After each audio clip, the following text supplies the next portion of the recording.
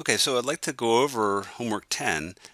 This is the analysis of the aquifer and the confining unit down in the Clemson Bottoms, the well field that we have down there. We went and conducted some slug tests and measured some water levels, and we want to go through an analysis that allows us to infer the flow direction and the flow velocities. So the first set of data are shown here. I just picked one of the homework assignments that was done, and I would like to go through that homework assignment. Just picked one really more or less at random and point out some of the aspects of this assignment. So here are the depth of water. These are the field measurements that were made, and then the hydraulic head calculated by subtracting the depth of water from the elevation of the top of casing that was given here. And so the first thing that was asked for here was the vertical hydraulic head gradient at two pairs of wells, one in the confining unit and one in the aquifer. And we got values of 0.43 and 0.36. And so those are pretty similar. And we're also interested in the flow direction. So to get that, we have a situation that looks like this. So this is the aquifer down here, and we've got a well that's in the aquifer and one in the confining unit. And this pair, CBW3 and CBL8, CBL8 here, and it's got a head of 8, and so that would be measured up from a datum here. Let's say the datum is right here. So we measure up, and there's the head, and that head of 8 applies right down here to the screen. So there's the head at CBL8, and then at CBL3, that head applies here, and that's a 3.6. So pretty clearly the head at depth in the aquifer is greater than the head here in the confining unit, so we have upward flow in this case. And the same thing occurs here at this well pair. Okay, so we get the head gradient, we get the flow direction, and then from later on in the analysis we have the hydraulic conductivity, and that allows us to get the, well, there's the hydraulic conductivity, and then the product of the head gradient and the conductivity gives us the flux. So here we're calculating the horizontal head gradient and inferring the flow direction from a 3-point problem. We had data measured at these wells, and we conducted a 3-point problem, and so this is a line of equal hydraulic head, 3.1, and then it looks like 3.26 is here, so the head or the flow is inferred to be perpendicular to these contours along that line there, from high head, that value, to lower head at that value. So it's flowing up to the northeast, and the azimuth that gives the direction of flow is shown right here with that angle, and it's 330 degrees. The head gradient is determined by the difference between this contour and that contour, the heads on those contours there, divided by the horizontal distance between them. And that gives this value of 0.003 for the horizontal head gradient. And so yeah, that looks good. And we also repeated that analysis using wells that went down into the aquifer. These 3 wells are where those data were obtained from, and that gives us this this analysis here. And you can see that this is now a 330. So the previous one was like this, this is 350. This one was 330, and so we've got a difference in the inferred flow direction of about 20 degrees, and so that's pretty reasonable, I think. The magnitude of the gradient in this case is given down here, and according to this analysis, the magnitude of the gradient is 0.019, that would be about 2%. So it's a bit steeper gradient than what we saw in the confining unit, and that's yeah, that's probably a reasonable value.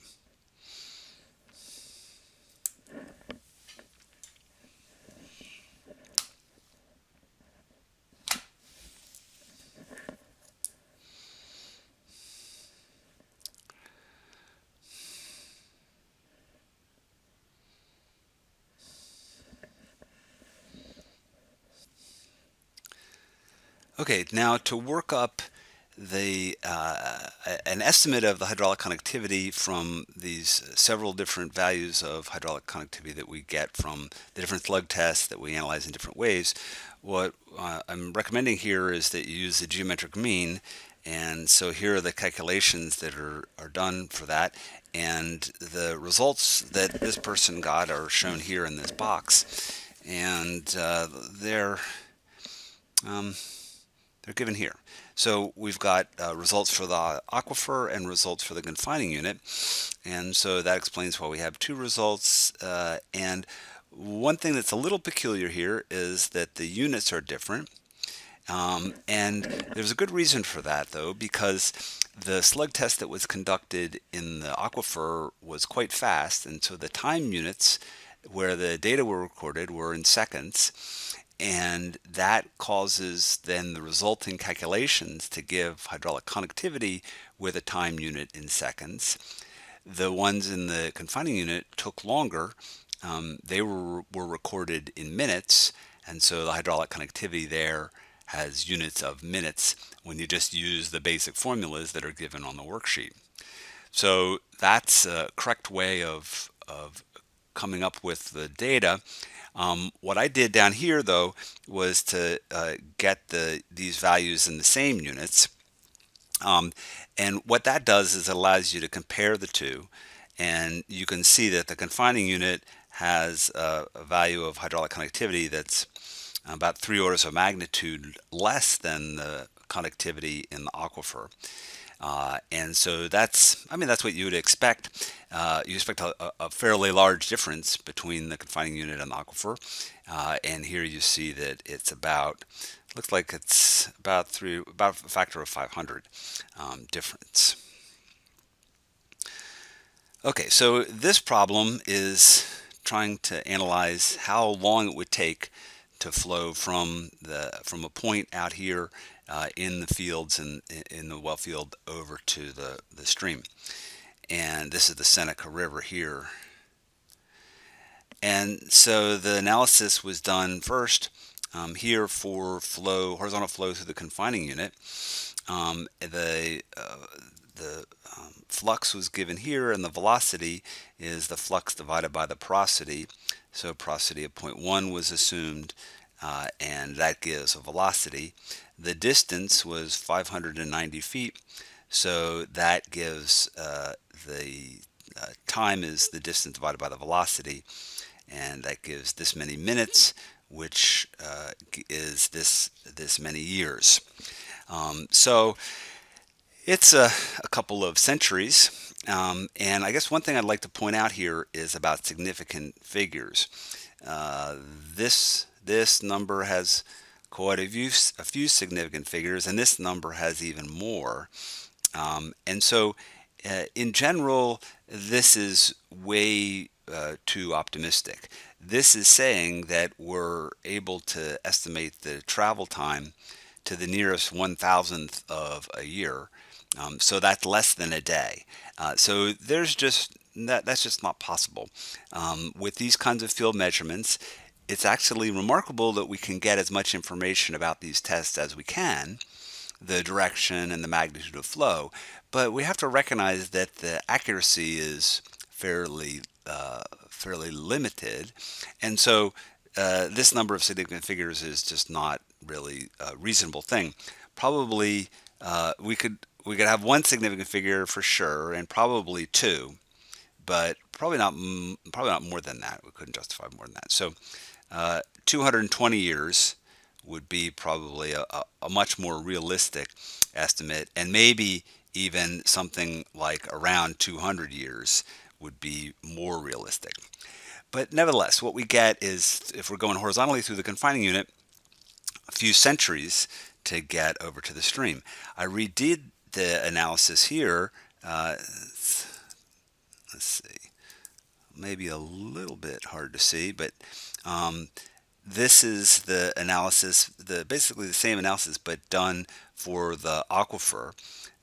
And so this is the hydraulic conductivity and the gradient and the effective porosity. I use the same effective porosity. That gives a velocity of this 1.9 times 10 to the minus 2 feet per minute. And if we have to go that far, it's 3 times 10 to the fourth minutes, and that is 21 days.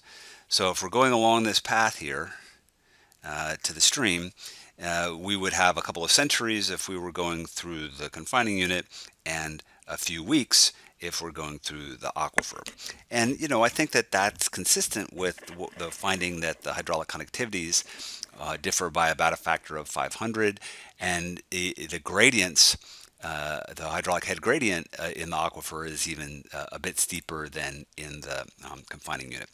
So that would cause the velocity to be even faster. Okay, so here's the data from the slug test. This is the slug test that was conducted in Aquifer, so we can see that the times are in units of seconds, and it's pretty fast. It's done in 30 seconds, and this test was repeated, so we have slug in and slug out, and the data are normalized, so it starts at 1 and drops, and this one's the slug out is normalized. This really should be minus right here because the water level is dropping in the well. The water level drops and then rises. But if we normalize the data using this first value, then it normalizes out to 1, and we can go ahead and plot it up here. And here are the results. So the data are here, here, here, and then here. And so what's going on here, I think, is, well, I think there are a couple of things. These first few points here form a reasonable semi-log straight line. Admittedly, it's only a few data points, but it's also very fast, and it's only a few seconds. So this is a pretty challenging test to measure when you're measuring it by hand. These points fall off the curve, but see, these points are the same level, the same head, and so we really don't have any change in the head. I think probably this is that the well is equilibrated, and this is not really, the test is over at this point. In some cases, you do have slug tests that look like this, that have data that have a long tail on it like that.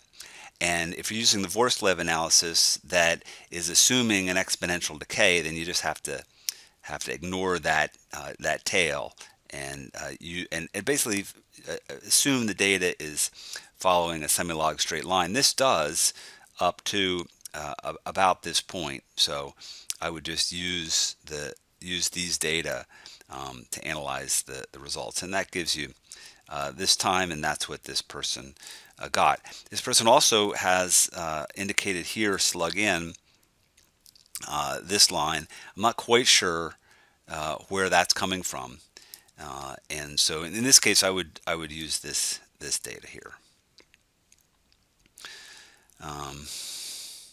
Okay, well, let's go on. So here in the next slug test, here the data, this is from the confining unit, so it lasts a bit longer. This lasts about 7 minutes. This one looks like it's a bit longer even than that. And so this all looks good with the exception of the slug out, because see here, these are the head data for a slug out, and for whatever reason this had a slug out of 0.9, and what should have been done is that you should have normalized the data in this column using this value. You always use the first value in the slug in for the slug in data and the first value in the slug out for the slug out data.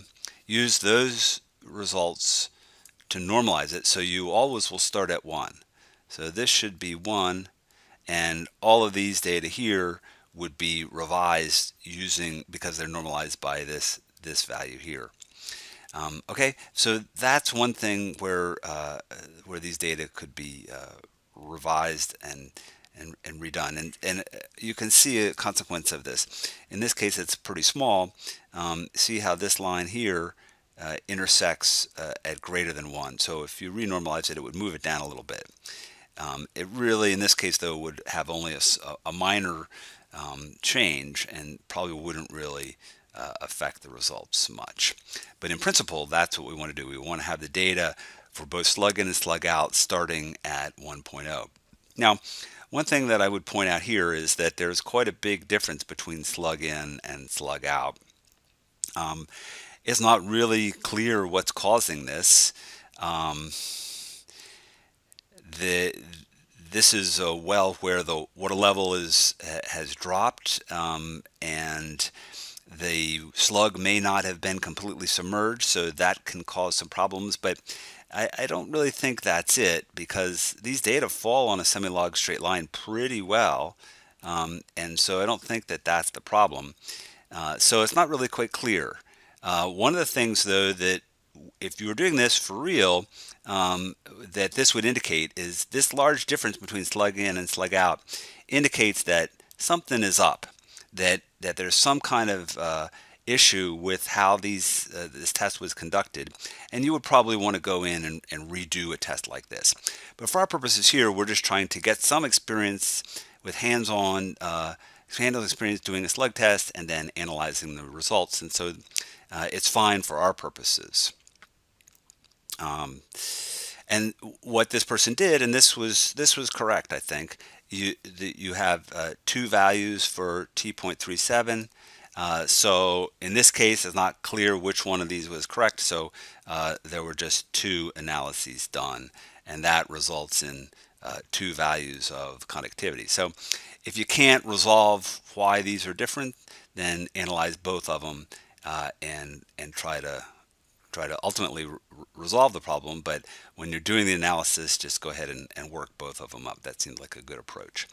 And for the last analysis, the same problem here with the slug out is repeated. That should be normalized to give you a value of 1. And in that case, what would happen is this line would be slid up, and it would be coming here along that red line. That would change the value of T37, and it would also change the value of the time that's used for the Bauer and Rice, which would be that time, make it a little bit longer. That would affect the results. We also see that in this case there's there's less of a difference, but there still is a pretty big difference between slug in and slug out that we would want to try to chase down. Okay, so those are some comments on the homework, and there are a few things here that need to be attended to, but in general this looks pretty good.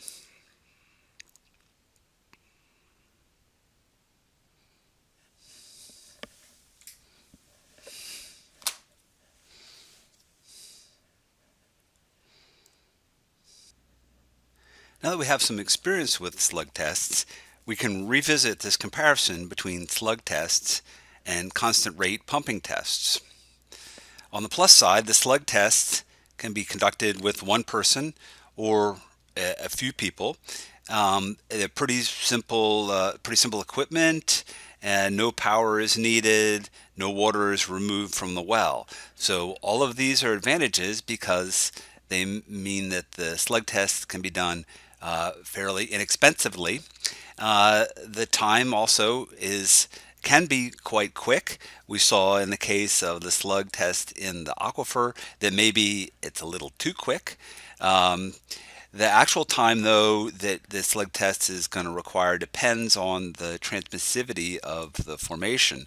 Some of you conducted slug tests in some wells that intersected a fairly tight part of the confining unit, and you found that the water level fell quite slowly, and it would take quite a long time, over a day, for the water level to recover to 90% of the original water level. And so the actual time may be fairly long.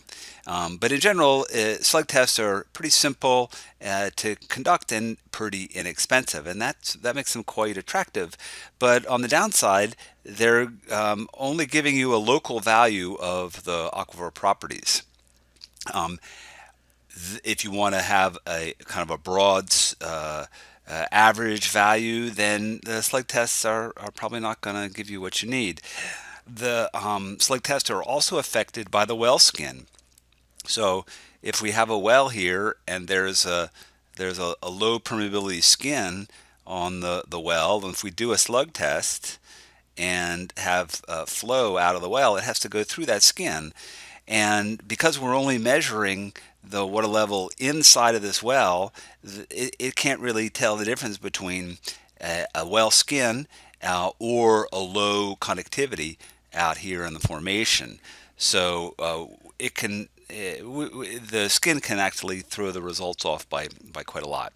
The skin may cause the slug test to underestimate the hydraulic conductivity of the aquifer itself. Also, if we need to get an estimate of the storativity, slug tests aren't going to be very helpful for that. On the plus side for pumping tests, constant rate pumping test will give you more representative values for the transmissivity and hydraulic conductivity, and that's because the monitoring well that we use when we conduct a pumping test, so if we're pumping out of this well and we have the monitoring well here that is where the head is changing, the results over in the monitoring well aren't really affected by the skin around the pumping well. And so that's a distinct advantage. You can estimate the storativity, and you can also potentially analyze for effects such as boundaries and that sort of thing. On the downside, though, you need to have a pump, you need to have access to power. You really should measure the ambient water level prior to the pumping test. Pumping tests can take several days, and you would want to measure the ambient water level for at least that long, perhaps longer, and remove any kind of a seasonal trend in the water level variation from what you observe in the pumping test. And as a result of that, you're out there conducting this test for several days, perhaps even longer, and that will be a good bit more laborious than it would take to conduct a slug test. You need to pump water out for a pumping test, and if that water is contaminated, then you may need to dispose of it, either by treating it or pay to have it hauled away, and that can be quite expensive. So the downside with the pumping test is that they're quite a bit more challenging, more expensive to conduct, but they will give you a more representative value for the hydraulic conductivity. So usually what's done is to conduct slug tests first, and this gives you an initial estimate.